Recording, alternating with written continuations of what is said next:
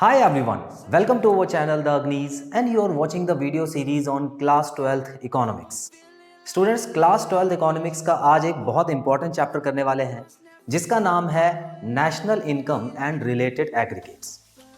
ये चैप्टर ना केवल नेशनल इनकम कैलकुलेट करने के लिए इंपॉर्टेंट है बल्कि इसमें से 2 या 3 नंबर का क्वेश्चन एग्जाम में जरूर आता है।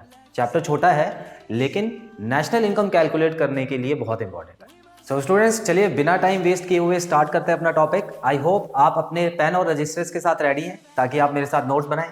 And please don't forget to like, share and subscribe this channel with your friends. Let's get started.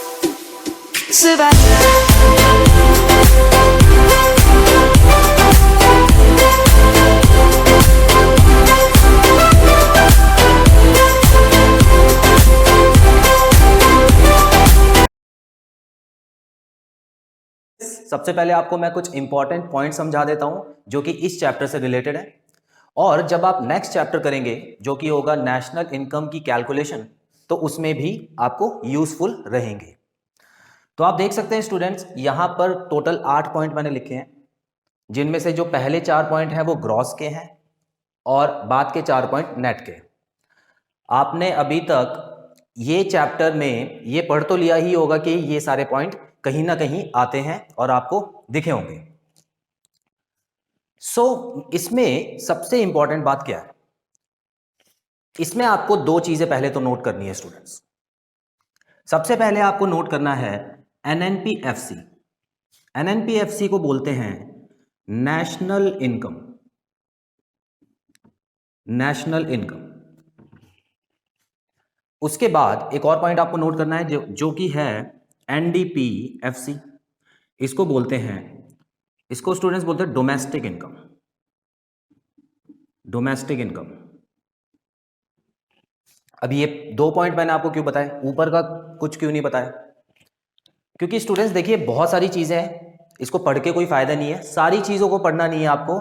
बस जो 2 चीजें हैं वो इसलिए मैंने आपको बताई हैं क्योंकि क्वेश्चन में कभी कभी आपको ये नहीं देके बोल देंगे डोमेस्टिक इनकम निकाल के दिखाओ,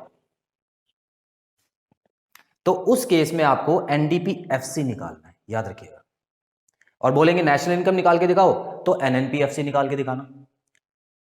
बाकी टोटल 8 पॉइंट हैं, ये भी हम सीखेंगे एक एक करके, लेकिन सबसे इंपॉर्टेंट ये 2 पॉइंट है, तो इसको याद रख लीजिए। अच्छा स्टूडेंट्स, क्वेश्चन कैसे आएगा? देखिए, क्वेश्चन में आपको इनमें से कोई भी एक वैल्यू दे दी होगी और आपको किसी और वैल्यू को निकालना होगा।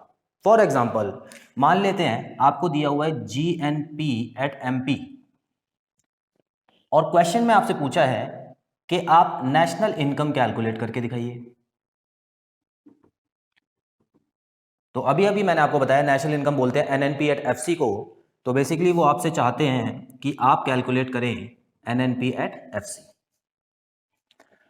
अब यहां से यहां पहुंचे कैसे, उसके बारे में मैं आपको बताता हूं। तो स्टूडेंट्स, किसी भी क्वेश्चन को करने के लिए 3 स्टेप आपको लेने होंगे, ठीक है? 3 स्टेप में कोई भी क्वेश्चन कंप्लीट हो जाएगा। अब देखते हैं ये स्टेप, कौन से स्टेप की बात कर रहा हूं मैं। तो यहां पर आप देख सकते हैं स्टूडेंट, सबसे पहले G है और यहां पे सबसे पहले N है। इसको बोलते हैं फर्स्ट टर्म, ठीक है? तो फर्स्ट टर्म की अगर हम बात करें तो यहां पे G और N है। कहने का मतलब कि या तो वो आपको बोलेंगे G से N पे जाओ या बोलेंगे N से G पे जाओ। अब इसके लिए आपको फुल फॉर्म भी पता होनी चाहिए। तो यहां पर आप इतना याद रखिएगा स्टूडेंट्स कि G की जो फुल फॉर्म है उसको बोलते हैं ग्रॉस, और जो फर्स्ट प्लेस पे, देखिए स्टूडेंट्स, फर्स्ट प्लेस की बात कर रहा हूं मैं, इसीलिए मैंने यहां पे पहले लिख दिया। आपको सिर्फ पहले और पहले आने वाले नंबर को देखना है, ओके? तो यहां पे ग्रॉस और नेट। अब देखिए स्टूडेंट्स, सबसे पहले आपको इतना पता होना चाहिए कि जो ग्रॉस है, ग्रॉस को हम बड़ा भाई मान के चलते हैं और नेट हो गया छोटा भाई। अब बताता हूं क्यों। देखिए, सबसे पहले आपको यह समझना है कि लेफ्ट हैंड साइड में मैं जो भी लिखूंगा वो होगा बड़ा भाई, और राइट हैंड साइड में जो भी लिखूंगा वो होगा छोटा भाई। अब ये बड़ा भाई और छोटा भाई है क्यों? देखिए स्टूडेंट्स, अगर ग्रॉस से आपको नेट पे जाना है, ग्रॉस से अगर आपको नेट पे जाना है तो आपको ग्रॉस को छोटा करना पड़ेगा। छोटा इसलिए क्योंकि अभी मैंने आपको बताया ये बड़ी वैल्यू है और ये छोटी वैल्यू है। छोटा करने के लिए कुछ ना कुछ इसमें से माइनस करेंगे। तो क्या माइनस करेंगे, इतना आपको याद रख लेना है स्टूडेंट्स कि इसमें से हम लोग डेप्रिसिएशन माइनस करते हैं, और नेट से ग्रॉस पे आने के लिए नेट को बड़ा करना पड़ेगा, और बड़ा करने के लिए हम लोग इसमें डेप्रिसिएशन प्लस कर देंगे। बस ये छोटी सी वैल्यू है, पहला स्टेप आपका कंप्लीट है। याद रखिएगा स्टूडेंट्स, ग्रॉस और नेट की बात की है मैंने, तो ग्रॉस से नेट पे जाने के लिए डेप्रिसिएशन को माइनस कीजिए, नेट से ग्रॉस पे आने के लिए आपको डेप्रिसिएशन को प्लस करना होगा। स्टूडेंट्स अब बारी आती है सेकेंड टर्म की। सेकेंड टर्म आप देख सकते हैं, सेकेंड टर्म पे आपको नजर आ रहा है या तो n है या d है। आप देख लीजिए एन डी, यहां पर भी n है, d है और n और d है। तो सेकेंड टर्म की बात कर रहा हूं मैं, सेकेंड प्लेस की। फर्स्ट प्लेस की ऑलरेडी बात हो चुकी है, ठीक है। तो अब सेकेंड प्लेस में आपको दो चीजें दी हुई हैं, n और d, और इस प्लेस में बड़ा भाई कौन है, n, याद रखिएगा। और n की फुल फॉर्म क्या हुई, national, only national. National income लिखने वाला था मैं, लेकिन नेशनल है, ठीक है। और नेशनल, और डी जो कि छोटा भाई है, उसकी फुल फॉर्म हो गई डोमेस्टिक। अब एक चीज सोचिए स्टूडेंट्स, अभी तक जितनी नॉलेज आपने गेन की है उसके हिसाब से आपको ये पता होना चाहिए कि नेशनल डोमेस्टिक से बड़ा होता है ना। तो इसमें तो कुछ याद भी नहीं करना आपको, ठीक है। तो सेकंड टर्म में दो टर्म्स आ गई, नेशनल और डोमेस्टिक। तो एन की जो फुल फॉर्म है वो है नेशनल, और डी की जो फुल फॉर्म है वो है डोमेस्टिक। अब देखिए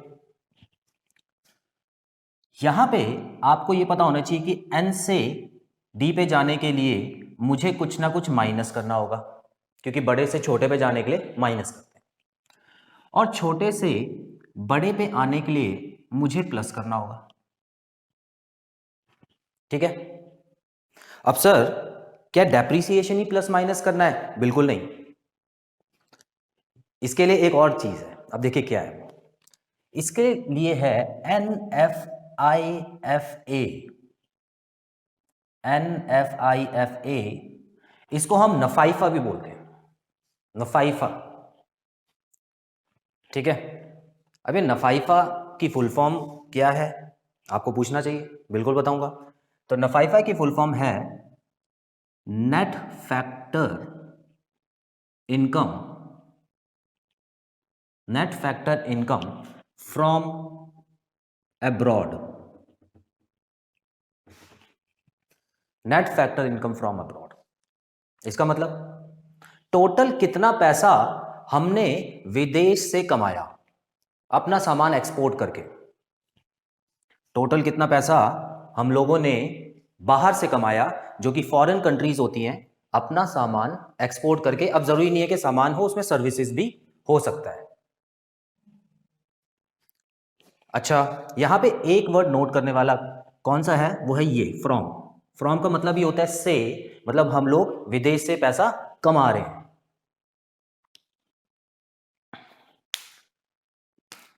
एक और चीज देखिए, कभी कभी स्टूडेंट्स नफाइफा आपको क्वेश्चन में डायरेक्ट नहीं दिया होता है, तो कोई बात नहीं, उसके लिए एक छोटा सा फॉर्मूला है जो कि अभी बता देता हूं। नफाइफा कैलकुलेट करने के लिए जो फॉर्मूला है वो है फीफा माइनस फीटा। अब ये फीफा फुटबॉल वाला नहीं है, जो बच्चे फुटबॉल में इंटरेस्टेड हैं कहीं सोचें कि फीफा फुटबॉल वाला है, नहीं, इसकी भी फुल फॉर्म है। इसकी फुल फॉर्म क्या है, factor income from abroad, factor income from abroad, मतलब ये टोटल वो वाली इनकम है जो विदेश से हम लोगों ने कमाई है। फ्रॉम आ गया ना, फ्रॉम का मतलब क्या होता है, अंदर की तरफ आना। फीटा, फीटा मतलब होता है factor income to abroad. To मतलब जाना, जाने के लिए ही तो यूज करते हैं ज्यादातर to. I am going to Mumbai, या I am going to USA. ठीक है, तो टू मतलब बाहर की तरफ जाना। तो यहां पर देखिए स्टूडेंट्स, ये टू जो आ गया इसका मतलब है कि ये वो वाली इनकम है जो हमने बाहर दी है। मतलब हमने कुछ ना कुछ इंपोर्ट कराया होगा, तो उसके बदले में जो हमने इनकम दी है वो है फीटा। अब इन दोनों को माइनस क्यों किया है, क्योंकि हमको एक्चुअल इनकम निकालनी है कि जितना हम लोगों ने बाहर बेचा माइनस जितना हम लोगों ने बाहर से खरीदा, तभी तो हमको पता लगेगा कि हम लोगों ने कितना बेचा एक्चुअल में। तो नफाइफा नेट आ जाता है यहां पे। नेट, नेट का मतलब ये होता है एक्चुअल। सारी फालतू की चीजें हटा दो, एक्चुअल चीज को काउंट करेंगे सिर्फ, तो ये नेट होता है। अब देखिए, इससे पहले जो मैंने फर्स्ट टर्म कराया था उसमें डेप्रिसिएशन था। तो डेप्रिसिएशन आपको क्वेश्चन में सीधा दिया होगा, उसको कैलकुलेट करने के लिए कुछ और नहीं होगा, डायरेक्ट डेप्रिसिएशन दिया होगा तो उससे आप कर लेना। लेकिन इसमें क्या होता है कि कभी कभी क्वेश्चन में नफाइफा डायरेक्ट दिया होगा, और अगर ये नहीं दिया होगा तो ये दोनों दिए होंगे। ठीक है, तो इससे कैलकुलेट करके आप नफाइफा निकाल लेना। यहां पे एक छोटा सा पॉइंट और बता देता हूं आपको। देखिए यहां पर कभी कभी क्या होता है कि ये तो नहीं दिया हुआ आपको, और इन दोनों में से कोई एक दिया होता है। कोई बात नहीं, उस केस में क्या करेंगे, उस केस में जो नहीं दिया हुआ है उसकी जगह जीरो लगा देना। जीरो लगाना जरूर, क्योंकि उससे कभी आपको कंफ्यूजन नहीं होगी। ठीक है, और हां, जब भी आपको ये दोनों दिए हों तो जरा इन वर्ड्स पे ध्यान रख लेना, क्योंकि अगर आपको ये दिया हुआ है तो ये आएगा पीछे की तरफ। इसको गलती से आगे मत लिख देना, गलत हो जाएगा। ठीक है, तो आप समझदार तो हो ही, समझदार को इशारा काफी होता है। तो चलिए अब हम बढ़ते हैं तीसरे टर्म की तरफ। तीसरे टर्म में जाने से पहले आपको एक चीज नोटिस कराना चाहूंगा। आप देख सकते हैं यहां पर पहले दो तो हमने कर लिए हैं, ओके, हमारे ये वाला रह गया, देखिए पी। अच्छा, इसको कुछ करने की जरूरत है, यहां पे पी है, यहां पर पी है, यहां पर पी है। आप देखिए यहां पर तो हर जगह पी है, तो यहां पर भी कुछ दिमाग लगाना है नहीं, फालतू दिमाग थोड़ी हमारे पास। देखिए यहां पर पी का मतलब होता है प्रोडक्ट, याद रखना, और प्रोडक्ट प्रोडक्ट ही होता है, उसकी जगह कुछ नहीं आता। ठीक है, जैसे ग्रॉस नेशनल प्रोडक्ट, उसी तरह नेट नेशनल प्रोडक्ट। ठीक है, तो ये पी की वैल्यू चेंज मत करने लग जाना। चलिए ठीक है, तो इसको कोई भी वैल्यू नहीं दी है। अब हम जो थर्ड वैल्यू देने वाले हैं वो देने वाले हैं एमपी या एफसी। एमपी या एफसी, ठीक है। अब देखते हैं इसमें बड़ा भाई कौन है। देखिए बड़ा भाई इसमें है एमपी, जिसकी जो फुल फॉर्म है वो होती है मार्केट प्राइस, और छोटा भाई हो गया एफसी, जिसकी फुल फॉर्म होती है फैक्टर कॉस्ट। अब ये मार्केट प्राइस फैक्टर कॉस्ट से बड़ा क्यों? स्टूडेंट्स देखिए, जब भी हम कुछ सामान बनाते हैं तो हम चार चीजों का यूज करते हैं। कौन कौन सी चार चीजें, जिसको हम फैक्टर ऑफ प्रोडक्शन बोलते हैं, जिसमें से होती है लैंड, लेबर, कैपिटल, एंटरप्रेन्योर। ठीक है, 11th में पढ़ा है। अच्छा, जब भी हम कोई सामान बनाएंगे तो उस सामान की कोई वैल्यू होगी। ठीक है, मतलब हमारे लिए जितने में वो सामान बना उसको बोलते हैं फैक्टर कॉस्ट। ठीक है, उसके बाद वो सामान मार्केट में जाएगा, मार्केट में उसको बेचेंगे, तो क्या सेम कीमत पे बेचेंगे? नहीं, जरूरी नहीं है। मैं तो कहता हूं बिल्कुल जरूरी नहीं है। क्यों? क्योंकि हमको फायदा नुकसान भी तो कमाना है, और उसके अलावा गवर्नमेंट छोड़ देगी आपको? गवर्नमेंट तो हमेशा सबसे पहले आती है कि लाओ हमारा हिस्सा तो दो। ठीक है, तो यहां पर गवर्नमेंट का रोल आ जाता है, और उसकी वजह से जो कीमत आपने रखी थी, मींस जो आपके लिए वो सामान बना, जितने में आपने सामान बनाया, उससे थोड़ा सा प्राइस चेंज हो जाता है जब वो मार्केट में पहुंचता है। तो इसीलिए हम लोगों ने ये समझा है कि मार्केट प्राइस बड़ा भाई है, क्योंकि थोड़ी सी फ्लक्चुएट होके प्राइस बढ़ता ही है, कम नहीं होता। अब देखते हैं कौन सी चीज इसमें करते हैं। देखिए स्टूडेंट्स, एमपी से एफसी पे जाना है तो कुछ ना कुछ माइनस करेंगे, और एफसी से एमपी पे आना है तो कुछ ना कुछ प्लस करेंगे। अब क्या माइनस और क्या प्लस होगा? देखिए, यहां पे होगा NIT और यहां पे NIT। अब सर ये NIT क्या होता है? इसको बोलते हैं नेट इनडायरेक्ट टैक्स। NIT की फुल फॉर्म क्या है? Net indirect tax. ठीक है, अब इनडायरेक्ट टैक्स के बारे में आपको पता है। इनडायरेक्ट टैक्स ऐसा टैक्स होता है जो जिसका बोझ इंसान अपने से हटा के किसी और पे डाल सकता है। समझ नहीं आया सर, दोबारा बताओ। ठीक है, सुनो, मान लेते हैं कि मैं एक शॉपकीपर हूं और मेरा ग्रोसरी का बिजनेस है, मैं ग्रोसरी की शॉप ओन कर रहा हूं। ठीक है, तो होलसेलर मेरे पास आता है, बोलता है कि देखिए ये सामान मुझे 8 रुपए का मिला, तो मैं आपको 10 रुपए का बेचूंगा क्योंकि इस पर टैक्स लगा है। मैंने कहा ठीक है, टैक्स ले लो। मैंने सामान अपनी दुकान पे रखवा लिया। अब कस्टमर आता है मेरे पास, तो क्या मैं उसको बिना टैक्स दिए जाने दूंगा? सोचो, मेरे ऊपर जो बोझ पड़ा, मैं अपने बोझ को उसके ऊपर ट्रांसफर कर दूंगा। तो इसको बोलते हैं इनडायरेक्ट टैक्स।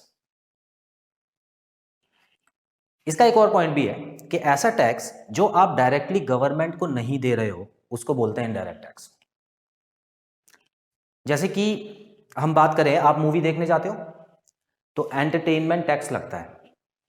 पहले लगता था, अब तो सारा जीएसटी में चेंज हो गया है। तो जीएसटी भी एक इनडायरेक्ट टैक्स है। आपने कोई सामान बेचा, सेल्स टैक्स लग गया आपके ऊपर, इनडायरेक्ट टैक्स है। आपने फॉरेन कंट्री से कोई सामान मंगाया, कस्टम ड्यूटी, इनडायरेक्ट टैक्स। तो ये सारे है ना इनडायरेक्ट टैक्स हो गया। तो डायरेक्ट टैक्स कौन सा हुआ? Income tax. कितना फेमस है, अपने पेरेंट्स से पूछना, अगर वो इनकम टैक्स भरते हैं तो सबसे बड़ा दुश्मन तो वही है। देखिए, टैक्स भरना चाहिए, टैक्स नहीं भरेंगे तो गवर्नमेंट को नुकसान होगा, लेकिन इनकम टैक्स के नाम से लोग घबराते बहुत हैं। ठीक है, तो डायरेक्ट टैक्स में देखिए वेल्थ टैक्स आ जाता है, इनकम टैक्स आ जाता है। वेल्थ टैक्स हो गया जो आपकी प्रॉपर्टी है उसके ऊपर जो टैक्स लगता है वो हो गया वेल्थ टैक्स।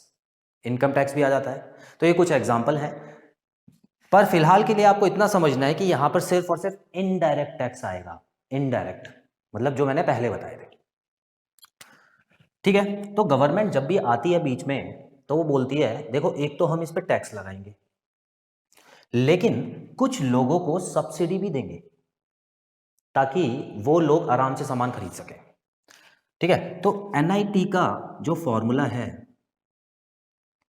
वो हो जाता है IT माइनस सब्सिडीज।